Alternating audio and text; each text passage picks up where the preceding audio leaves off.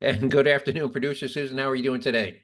I'm doing great, Jersey Joe. How are you? I'm great, thanks. Did you get wet when the hurricane came through Oh earlier? my gosh. Yes.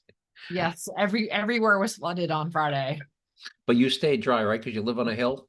I live on a mountain. You live Yes. on a mountain. Well, then good for you. All right. Um, all right. Well, we're a day late today. Today's Wednesday. We normally record on Tuesday. I was out of town on business, but I've uh, got some interesting stuff to talk about. I had to put it together last minute, but here's what we're going to try to talk about today. Anyway, so today is Wednesday, the 14th. I will publish this on Thursday, the 15th, but today is August 14th. Our quote of the week, you may have seen this from me, is from the author Hegel Borg, who describes a mental illness that he and I both share. You didn't know that, but I have a mental illness that he and I share. We'll talk about that. It's not really a mental illness, but he refers to it as a mental illness. And our stupidest thing I've heard a week, we'll tell you about a migrant child rapist who was flown into this country at taxpayer expense, who was released on bail after posting a $500 bond, and why the local authorities didn't notify ICE about his pending release so that they could arrest him. Um, and he's free on a $500 bond, which, by the way, you only put a 10%, so $50 bond.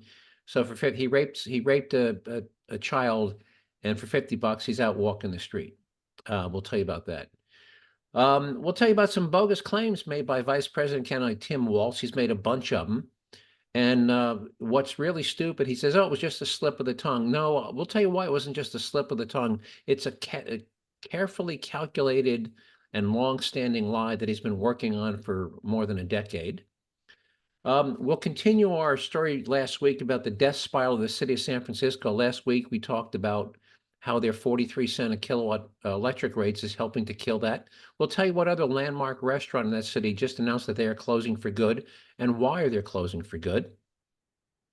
We'll give you another example of the failure of plastic bag bans and why the proposed the irony one city is proposing to this the failure of and what they're saying. Well, here's our fix to the failure of the plastic bag ban. It's really ironic the solution they're permitting. We'll tell you what birthday party decoration has resulting in thousands of power outages every year. Around the country, and why the newest one in New Orleans shut down their water treatment plant, forcing everybody to have to boil their water for a couple of days. And we've all heard the claims about climate change is going to negatively impact the economy. Well, the Congressional Budget Office says, not so much, but something that the CBO, Congressional Budget Office, is predicting that something else is going to have a far greater negative impact on our economy in the next decade than global warming, and we'll tell you what that is. And last but not least, our taxpayer relief shot comes to us from Albuquerque, where a disabled Marine, by the way, you're no such thing as former Marine. You can be a retired Marine, but you're once Marine, always Marine. But here's where a disabled Marine, retired Marine, who uses a wheelchair, shoots and kills an armed thug breaking into his bedroom in the middle of the night. Breaking into a Marine's bedroom is about as stupid as trying to hijack a car and pickup truck in Texas. We Yeah. all know how that works out. All How right. about a Marine in Texas? A Marine in Texas is about as stupid as you can get. Yeah, I don't think you could find a Marine in Texas who doesn't have a gun in his vehicle or in his house. Anyway, so here's the quote of the week, and he's author you probably never heard of. He's Hegel, Hegel Borg. And he tells us what he calls a mental illness. And I have to confess, I share this same mental illness from him. And you can probably attest to this because he and I had this in common. And here's his quote. I have a mental illness that makes me think that people will change their minds if I present them with correct arguments backed up with the appropriate facts and data. Yes, you absolutely suffer from that mental illness. I think you said I waste my time arguing with people who ate paste in school as a child. Yes. So again, yeah, I have this continuing belief. Well, I just tell somebody, well, that's not right, and here's why it's not right, and here's the facts that prove it's not right, that they're going to suddenly say, oh, well, thanks for telling me that. I understand that. No, nobody's ever said that to me. When you tell somebody as politely and diplomatic as you can, when they make these ridiculous statements, You say, well, that's not right, and here's why it's not right, and here's the data, here's, the IRS data, here's the US Treasury data.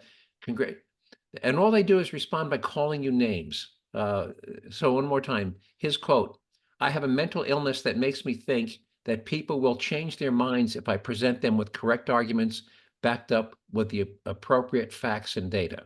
Mhm. And Hegel Borg and I suffer from that same mental illness. You absolutely do. All right. So the US has this program where they will actually fly in people from certain countries like Haiti, Honduras, whatever, and Venezuela. If you claim that you're going to be seeking asylum, now you don't have to prove you have to say, well, I'm seeking asylum because I'm being persecuted. They will buy you a plane ticket and fly you to the United States to a specific city. And once you're here, you can then file your application for asylum. Well, here's what happened to this one person. I don't even call him a gentleman. He's a person that they flew in from um, Haiti so he could apply for asylum in this country. And here we go. Illusion reports in Los Angeles with more on all these stories around immigration. And Bill, let's begin there this morning. Hello. Hey, Bill, good morning to you. ICE sources tell me they were furious when local authorities in Massachusetts, a sanctuary state, ignored their detainer request and released an alleged Haitian child rapist on just a $500 bond back. By the way, and he mentioned a detainer request, which is something that ICE, so if ICE is aware that the criminal's been arrested by local authorities, they can issue a retainer request saying, hey, let us know when you intend to release this guy because we want to come pick him up before you release him back onto the street. So I'm going to replay that part again. Here we go. Let me just back it up. Local authorities in Massachusetts, a sanctuary state, ignored their detainer request and released an alleged Haitian child rapist on just a $500 bond back in June. ICE has been looking for him ever since, and yesterday they got him. Take a look. Boston-based ICE deportation officers arrested 26-year-old Haitian national Corey Alvarez yesterday morning in Brockton. That's about 30 minutes south of Boston. He is now in federal custody. As Fox has reported, Alvarez was charged with aggravated child rape earlier this year after prosecutors say he raped a 15-year-old girl inside of a migrant hotel in Rockland, Massachusetts back in March. ICE confirms that Alvarez first came to the U.S. last year. He flew into New York City as part of the Biden administration's controversial CHNV mass parole program that has now allowed more than 500,000 migrants to fly directly into the U.S.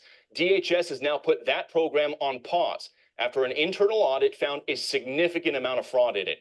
In Alvarez's case, he was supposed to be in Newark, New Jersey, where he said his parole sponsor was, but instead he somehow ended up at a hotel for migrant families outside of Boston, where he had access to a 15-year-old girl. The Plymouth County DA's office, which is prosecuting Alvarez for the alleged rape, is calling out DHS, saying in part, quote, as part of the Alvarez case for months now, our office has repeatedly asked questions of state and federal officials about specifics of the CHNV process. We have received little to no answers. There is clearly a reason that the U.S. Department of Homeland Security has paused the issuance of travel authorizations for new CHNV beneficiaries while it undertakes a massive review of the process. In a statement about Alvarez's arrest, ICE Boston says, quote, Corey Bernard Alvarez has been charged with victimizing a minor in a Massachusetts migrant shelter. He will have his day in court, and ICE Boston will continue to cooperate with the criminal court system in Massachusetts. But we cannot allow any significant non-citizen threat to the children of our communities to potentially reoffend. ICE Boston will continue to prioritize public safety by arresting and removing egregious non-citizen offenders from New England, end quote. Alvarez's attorney says he's innocent of the charges against him. Meanwhile, ICE Boston says they're not giving Alvarez back to the locals unless they agree to a court order that would mandate they return him back to federal custody after every court appearance. Guys, ICE doesn't want to take any chances here after the locals already released this guy once. We'll send it back to you. Just keeps on going. Bill Maloogian, thank you, leading our coverage there in LA today. All right, so let's talk about now the fact that he raped the 15-year-old is not stupid, but let's talk about what's stupid. There's multiple things. Number one, this CNV process, 500,000, that's 500,000 aliens have been flown into this country at taxpayer expense by the Biden administration. This is one of 500,000. There's been many others. So that's one. We're flying in migrants from other countries at taxpayer expense who have not established their eligibility for asylum, but they were flying them in ahead of time. So yeah, we'll fly you in after you get here. You can fly your account. Number two, the fact that despite a detention request, the local authorities, because Massachusetts is a sanctuary state. Number two, they refused to notify ICE, hey, we're getting ready to release this guy, come get him. Number three, the fact that that the bond was set for not cash bail, a $500 bond, which you put 10% down, $500 cash bond. And then three, the ICE finally caught this guy without the help of the local authorities. And now now they want him back so they can have his trial, but they haven't committed to say, well, if you give him back to us, we'll return him to you. We'll return him. For instance, he has to make an appearance for arraignment. And ICE said, well, if we give him to you so you can have his arraignment, will you promise to give us back to him, as soon as arraignment is right? And they say, no, we're not going to commit to you that we'll give him back to you following his arraignment. So to me, those are at least three stupid things. What do you think? Yeah. One, there's a special place in hell for people who abuse animals and children. Mhm. And two, we talk about this all the time. The judge and the district attorney who prosecuted this case and who resided over this case, they shouldn't be in office. $500, Right. even if it was $500 cash, that's absurd. But in this case, it was just a $500 bond. So yeah, it should have been $500,000 cash. 500,000. And third, not honoring ICE's detention request. And now ICE has him, and they say, well, we want him back so we can arraign him. Well, I'm sorry, he's already been arraigned, but there's going to be hearings and trials. And so he's already been arraigned, but now Boston says, okay, you got him. We want him back so we can try him. But now ICE says, okay, we'll give him back to you. Just promise us that, whatever happens, or if he's released, there's a pause in trial, you'll give him back to us. And they refuse to say, they refuse to agree to that. So those are, to me, the three stupid things. The program to begin with, the $500 bond bail for raping a minor, and three, their refusal to say, yeah, you can have him back when we're done with him. So is that the winner of this week's stupidest thing? Absolutely. All right. That was stupidest thing we've heard a week. All right. Where are we here? Okay. Tim Walz, Vice President Tim Walz. Vice President Nominate Tim Walz. Okay. Presumptive nominee. He's not even a nominee yet. Okay. Presumptive. So he's, these are stupidest things he said. First of all, he said last week he was campaigning against assault rifles. And he said, no citizen should have access to the guns that I carried into war. Well, first of all, number one, Tim Walz he resigned before he ever before his unit ever. Yeah. So number one, he never carried a gun into war. Second, the guns he was issued when he was active in the National Reserve were the M4 and the M16, both of which are fully automatic rifles. Can you buy an M4 or an M16? I cannot. Why not? Because they're fully automatic. You can't buy because they're fully automatic, and you can't buy them, and I can't buy them. Correct. By the way, there is a thing in the law. You can buy, if the machine gun was manufactured before 1984, and you want to get a special $10,000 permit, but these guns were not manufactured before 1984. And so you can't go into the gun store and say, hey, I want to buy an M16. So he never carried them into war. And even if he did carry them into war, you and I can't buy them. So that's one thing. When he said no citizen should have access to guns he carried into war. And by the way, he also carried a Beretta 9mm pistol. So so why shouldn't you and I be able to carry a 9mm pistol? We absolutely should be able to do that. And we can. But he was surely referring to what he recalled assault rifles. Second, you've heard about the thing about I was a command sergeant major. Yeah. And he now admits that he never was, and he calls it a slip of the tongue. But do you know what a challenge coin is? Yeah, they're given to you by they're given to each other in the military to challenge you to do different tasks. Right. And You have to have them specially made up. A challenge coin is something you have to go and you have to have a die made up, Mhm. get them printed up, and and to have it, there's design involved and back and forth and approvals, and then they literally mint them like a silver dollar. Yep. Well, you may have seen it, and if not, maybe we can post a picture.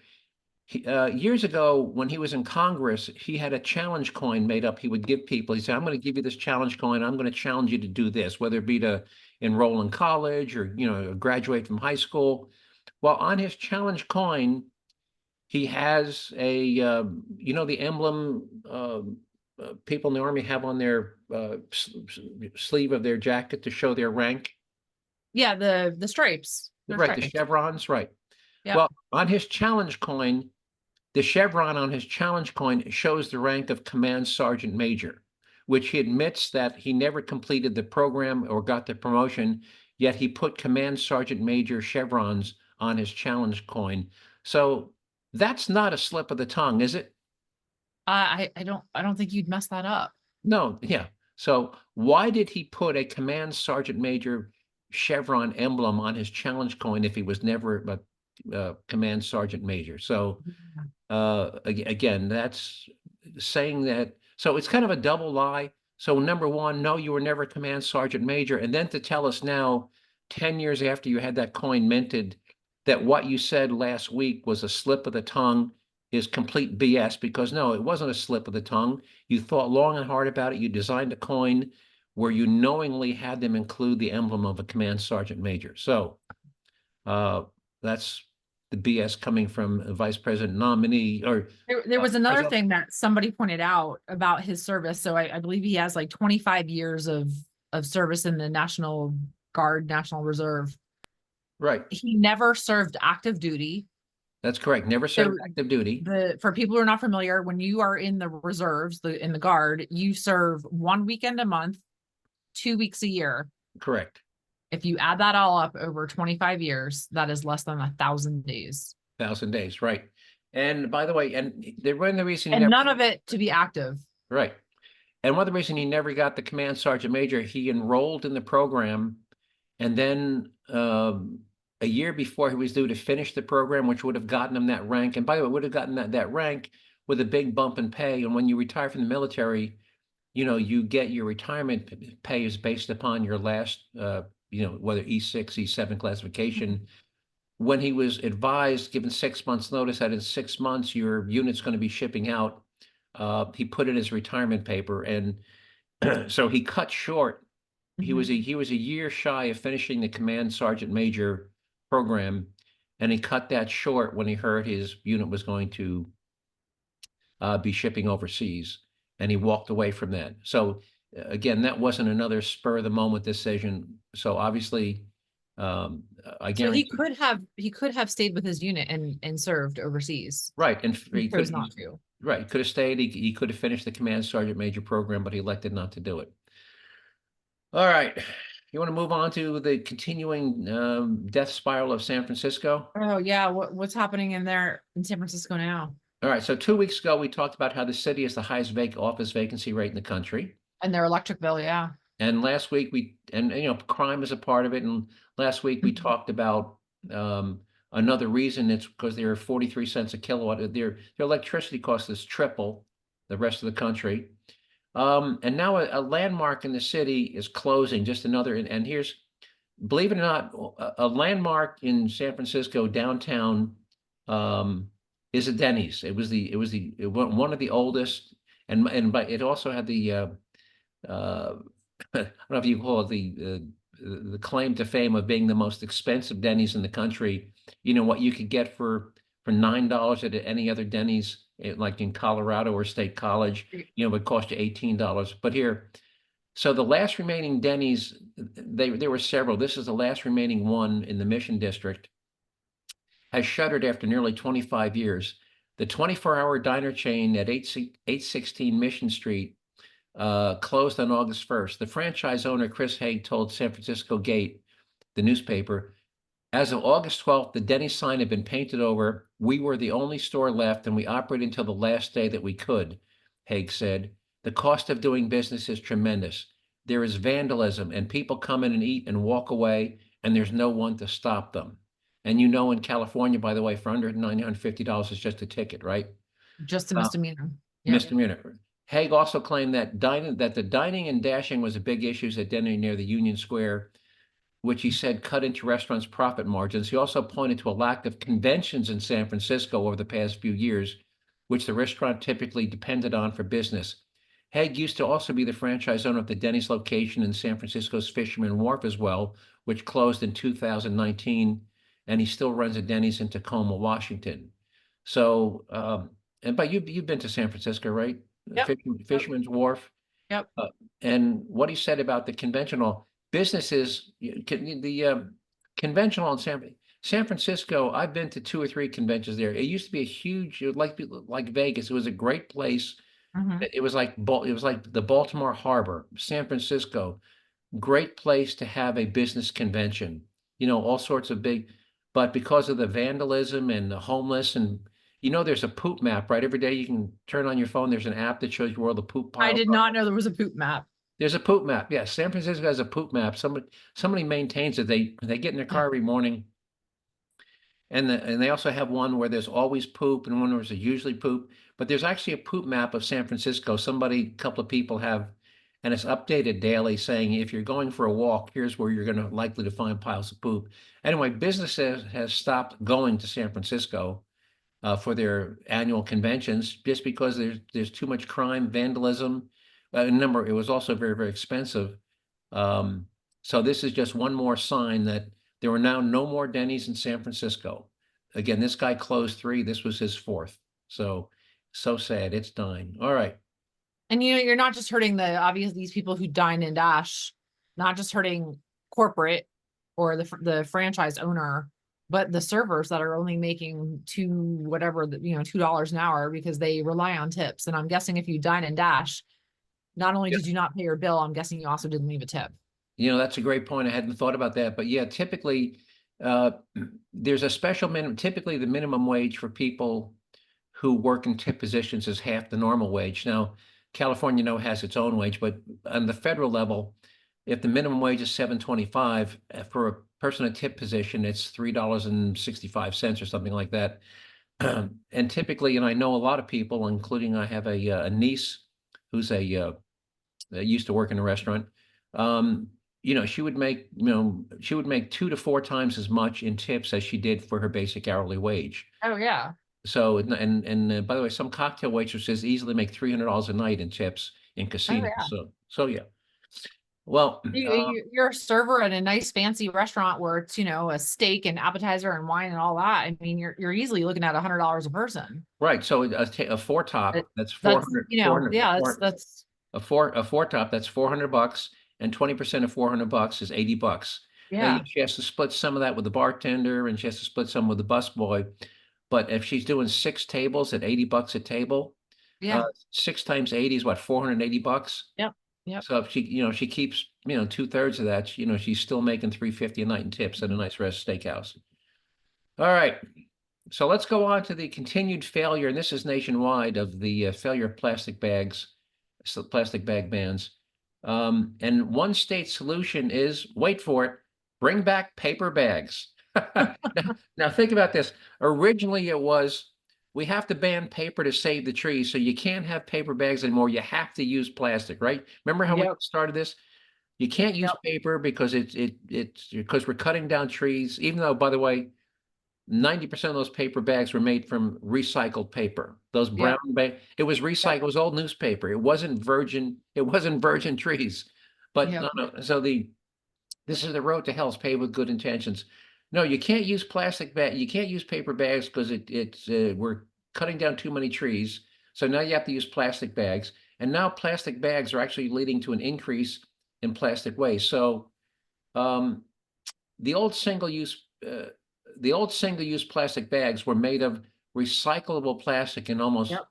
And let me back up. And now, going back about 18 months, we talked about this before. Now a lot of states are saying, well, like New Jersey went to no bags at all. You have to bring your own bag. You cannot use, the store doesn't even give you a plastic bag anymore. Well, those old flimsy single-use plastic bags, which a lot of people use to pick up dog poops. Yes. they were made of recyclable plastic, and all the grocery stores had these big containers out front. When you came back, if you didn't use your bag to pick up Mhm. dog poop, you could stuff it in the bin, had a little round hole in it. And I remember Yep. these things were, I always see people stuffing their, so they recycling. Well, now that they've discontinued those bags and you have to bring your own, well, people are buying these shiny, you've seen these heavy duty, shiny embossed bags, Yep. like if you go to like the Gap or something, they Yep. give you this really shiny. Well, that Mhm. type of plastic bag is not recyclable. Yep. And so a lot of the stores say, well, we can't give you a free bag anymore, but if you want to buy these for 10 cents a piece, Mhm. you, and by the way, and they're too big. They're about the size of a big purse. You know the ones Yeah. I'm talking about, right? Oh, They're they're bigger than any purse or laptop case I have. Yeah, they're 2 feet by 3 feet or something like that. They're big. They're big. Well, you can buy them for 10 cents a piece, but once you have one or two, you don't need any more, right? Mhm. So people have been buying these. People who don't want to bring bring like a canvas bag have been buying these for 10 cents a piece at the checkout. And since they're not recyclable, they've been throwing them in the trash. And as a result, since the California's total bag ban went into effect in 2014, and here's the data: the amount of plastic waste going into landfills has increased by, wait for it, 50%, from Mhm. 157,000 tons in 2014 to 231,000 tons in 2022. Now, that is an increase of 80,000 tons. Mm. So two of the potential fixes are two bills currently moving through the state legislature, one of which would ban all types of plastic bags from grocery store checkouts. In other words, they wouldn't even let you sell those 10-cent plastic bags anymore. And the other is only allowing paper bags made from at least 50% recycled materials. Guess what? Those were the original bags. So now they have a bill proposing a new law to replace the law that made those bags illegal.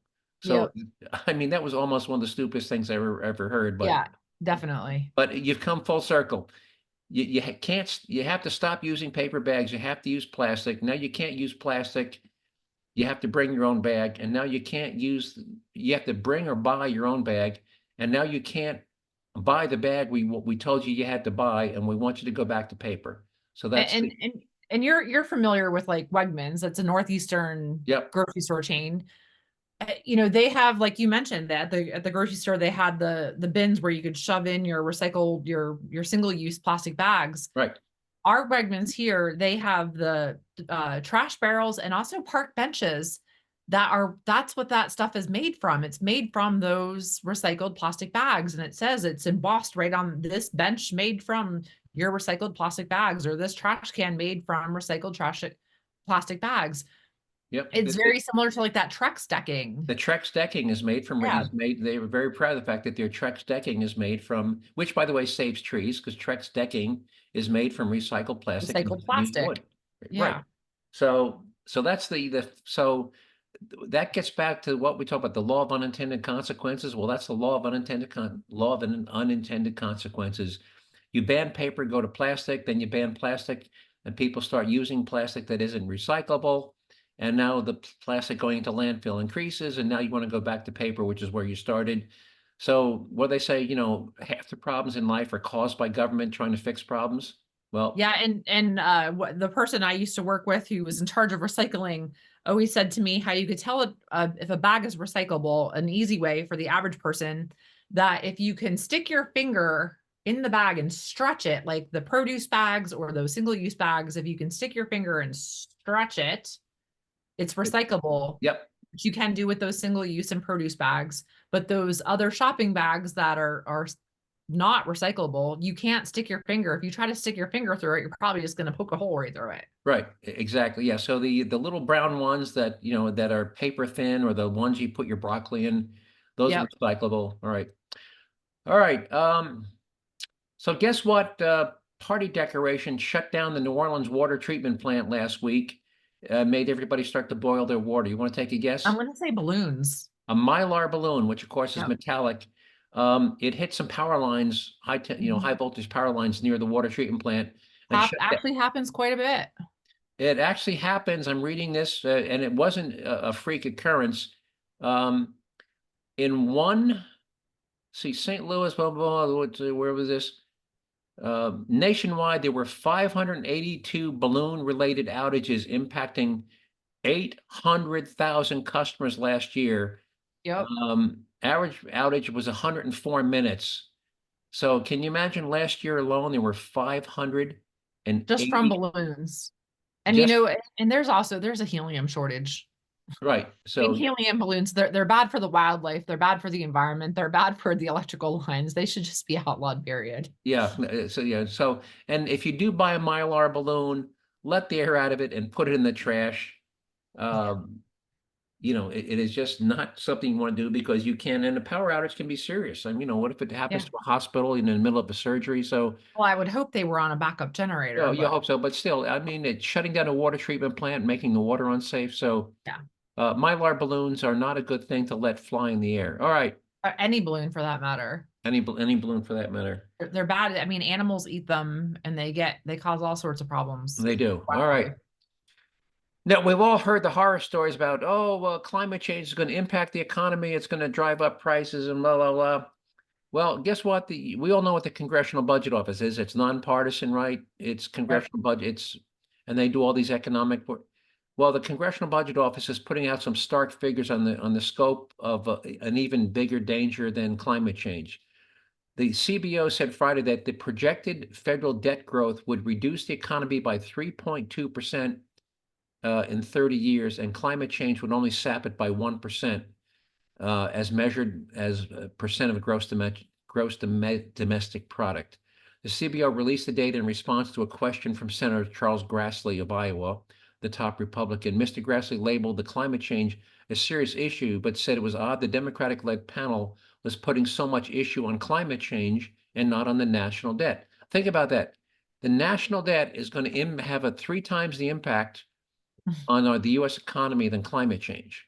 But where's all the focus on? Climate change, not on reducing the national debt or I don't think you can reduce the national debt, but you can slow the growth. Right now, the national debt is increasing by $1 trillion. You want to guess how frequently it's growing by $1 trillion? Every day. Every 100 days. Yeah. So this year alone, the national debt is going to grow by $3 trillion. Every 100 days are 35 trillion. But at the beginning of this year, it was under 34 trillion. Now it's 35 trillion and growing. And before we get to Thanksgiving, it'll be 36 trillion. That's how quickly the national debt is growing. All right. Well, Jerzee Joe, we are running out of time. Do you want to get to a taxpayer relief shot? How much time we got? You got 5 minutes. All right. So real quick, why do we call them taxpayer relief shots? Let me just tell you what the sheriff of Santa Rosa County, Florida says about taxpayer relief shot. Here we go. Somebody's breaking in your house, you're more than welcome to shoot them in Santa Rosa County. We prefer that you do, actually. Hopefully you'll save the taxpayers money. All right. And let me see if I can find. So here's a retired Marine. The guy's disabled. He can't walk. He's in a wheelchair. I think he's lost part of one of his legs. So he's a Marine at home, asleep in his bed. And here's what happened. There we go.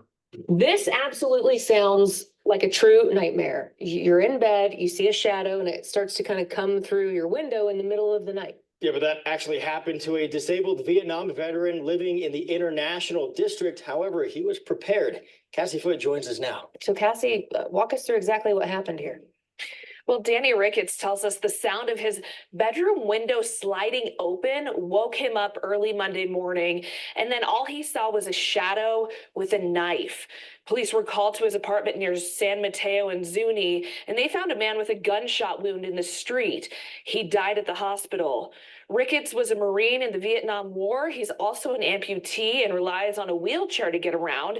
He suffers from PTSD and keeps a pistol on his nightstand under a hat, just in case. I was just thinking, if he came through that window, there was, no way I was getting away. He's going to be faster than me, and he's going to come around, catch me outside or catch me inside. It's like, what are the choices?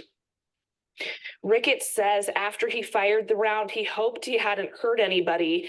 APD says they're not charging him at this time, calling the shooting self-defense. And the intruder actually took off running after Ricketts shot him. See that surveillance video caught from a neighbor's house tonight at 10 on the Night Beat. Tessa, Trevor? And again, this guy, Vietnam vet, he's an old guy. I'm looking at, you can't see the video. I'm looking at this guy. He looks to be in his late 70s and he's an amputee. So let me, late 70s amputee. I like the fact that he keeps a loaded gun under a hat on his nightstand. What do you think about that? Yeah, you don't mess with the Marine. Don't mess with a Marine.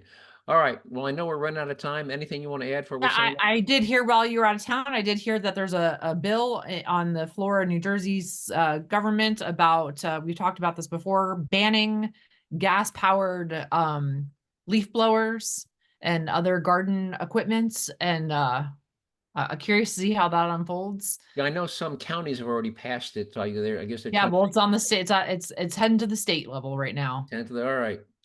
All right. I know we're running out of time, so I want to thank everybody for giving up 30 minutes to listen to the podcast. Hope you found it interesting and important. I hope do you find these things informative? Absolutely. All right. Anyway, if you want to see some materials and story links you heard me talk about, producer Susan will put them up on the Jerzee Joe website at jerzeejoe.com. That's JERZ as in zebra, JERZEE, jerzeejoe.com, no space. If you want to send me an email, just do it to joe@jerzeejoe.com.